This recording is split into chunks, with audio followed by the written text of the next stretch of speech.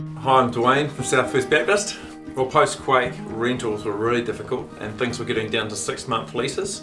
It's eased off a bit now, but also we noticed that people who haven't got their own homes, it's more likely that they're to be more transient in the school community, so they tend to shift more and more. But yeah, there are others as well. People who are trying to get their first home, as we all know, it's a bit difficult. When it comes to home ownership, there seems to be a bit of a mortgage mountain, and if you're on this side of the mortgage mountain trying to go up, if you haven't got a deposit, it's really, really hard work. You're paying huge rents, and it's just really hard to get on the other side. But if you're on the other side of the mortgage mountain, it just seems to get easier and easier going downhill. You've got more and more, as the housing prices go up, you've got more and more equity or value in your home that you own, and it just gets easier. And until recently, banks were really keen to loan you more money to buy more houses. So if you, depending on what side of the mortgage mountain you were, it either got easier or worse.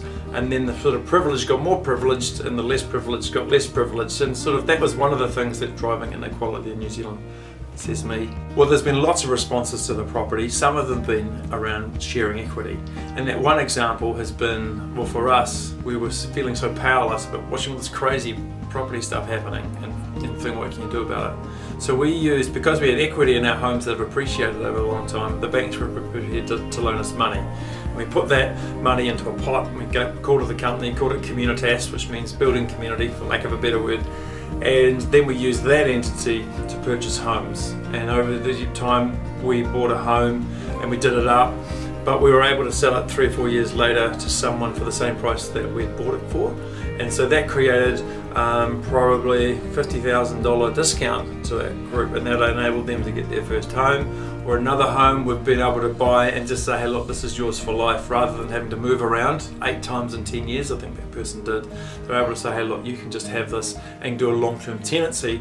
It just so happens recently we're trying to find ways for that tenant to actually own the home, and this time around we'll sell it for the same price we bought it 4 years ago, leaving a good amount of equity, but we might actually hold on to the equity this time, so when if that person ever does sell, we'll be able to get that back and then help somebody else and then help someone else in a regenerative way. So it's just a couple of things we've been trying, and it's been kind of working through this little entity called Communitas, but lots of other people have been doing lots of different things as well. Challenge is always doing this, build down to trust. It's your resources you've got to share with somebody else, and do you trust them? So you've got to get the legal entities and all the processes in place, but then you've got to have a shared vision and shared values. It's really important to be able to do that, and so good communication as well has been really vital for us.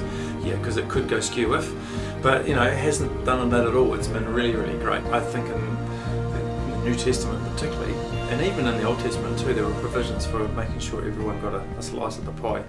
And they sold possessions of goods and gave to anyone who had need. That was a trait of the new church. So we're not even selling it. We're just using the equity that we're sitting on, and just making others benefit from it, not just ourselves or our children.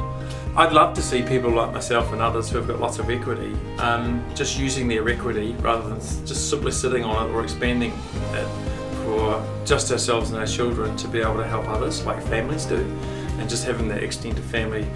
I'm a big believer in capital gains tax.